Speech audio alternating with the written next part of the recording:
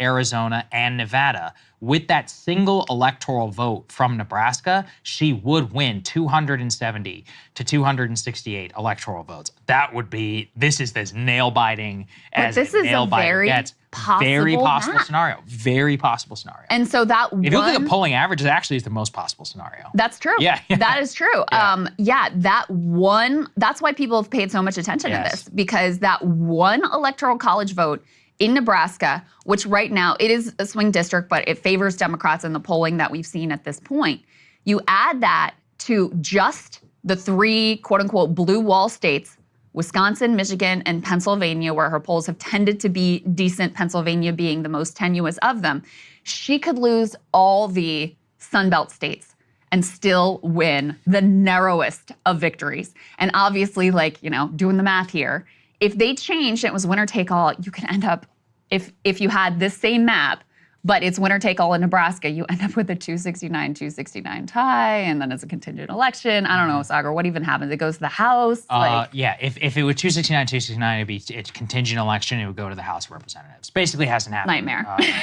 Total nightmare type of scenario for the whole country, but there is it'd be interesting. A lot of people have been right. Actually, I saw Dana Bash now just wrote a book. Audible, for some reason, was trying to force it down my throat. But prior to this year, when RFK was in the race, I was doing a lot of 1876 election reading, and that's the one where the closest election in American history. You know, a lot of people do forget, because Harry Enton has been talking about this. This could end up being the closest election since 1960, and that is probably more analogous to where we'll end up. A lot of people don't remember, but the margin between Kennedy and Nixon was razor tight, and there were allegations of cheating. 1960 is also where the whole alternate electors scheme came up with. That's what they did in Hawaii. So there's some parallels to where we are today for the polling average and where the eventual result may end up. Kennedy, it was this close for him to end up in the White House. I mean, I think it's very unlikely that you have a popular vote blowout. You know, I mean, it could be 3-4 points would be the most that would separate the popular vote. But then,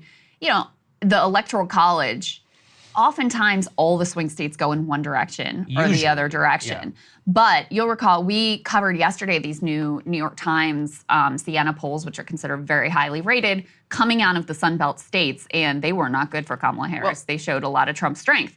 So which is why this makes this Nebraska move even more potentially significant. To your point, Crystal, I mean, just this morning, we were talking about that, and the Times actually put out a really interesting analysis of its own Arizona polling, and they find that in Arizona that there is a significant split for people who are Gallego Trump. So people who don't like Kari Lake, but who want to vote for Trump and will vote for a Democrat in the U.S. Senate. They say Trump gets a lift from Arizona ticket splitters backing a Democrat for Senate. Gallego leads in the contest while Kamala Harris trails Donald Trump. And they point specifically to the fact that Gallego is leading Kari Lake by 6, whereas, quote, Trump has opened up a 5-point lead. That means there's an 11% electorate somewhere that is Gallego Trump. Remember, too, split ticket, maybe it's more common in the age of bad candidates. There were a decent number of Oz Shapiro voters, which is a crazy thing to say. But in the state of North Carolina, you could certainly envision that there will be a lot of, who is it, Josh Stein? Is that running against him? Yeah. There will be a lot of Stein Trump voters. You could see that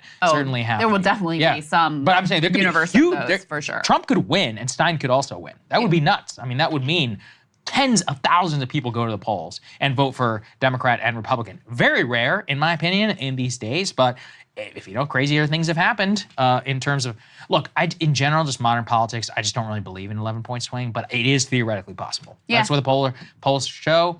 Nobody's really voted that way since 2008. People don't really vote that way anymore, but, I guess, rules are meant to be broken.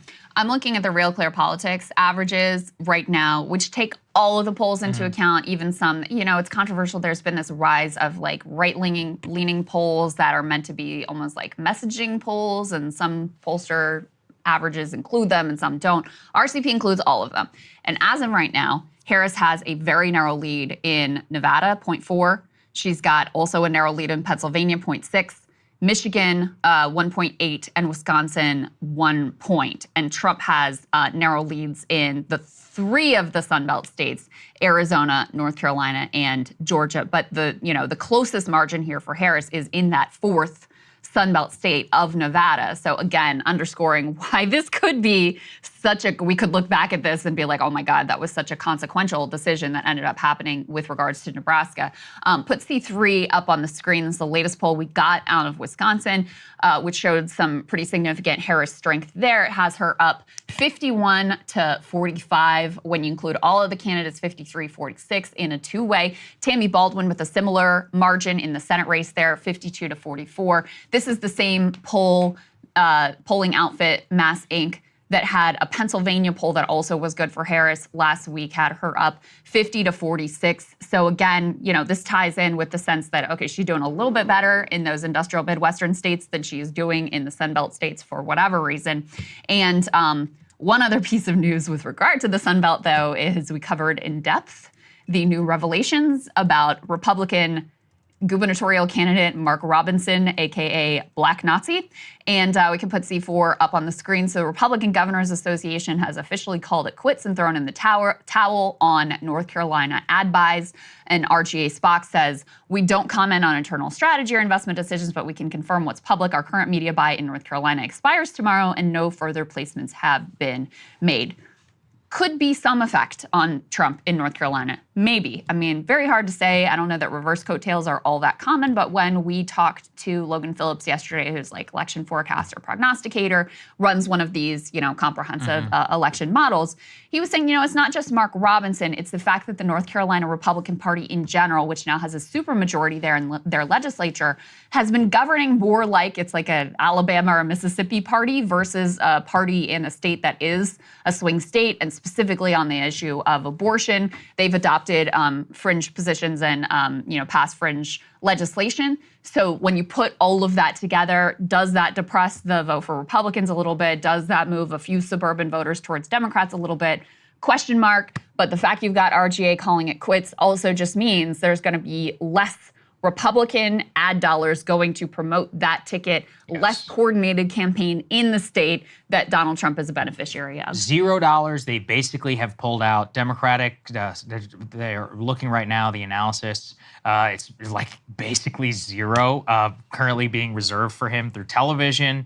No ads on Facebook or Google. Dems, meanwhile, have 12.5 million reserved in the state through November. So the next 40-something days are going to be a real doozy. If you live in North Carolina, you're about to get bombarded. There will be nothing counter on the Democratic side. And you just can't tell me that that's not a problem for Trump. It's obviously the only question is a degree. It could be a point, and that's basically the margin of which he won last time. Well, to your point, there's actually a new poll that just came out that I just saw minutes before this segment, that it's a Elon University poll out of North Carolina, rated B+ pollster, has Kamala up by a single point in the state of North Carolina.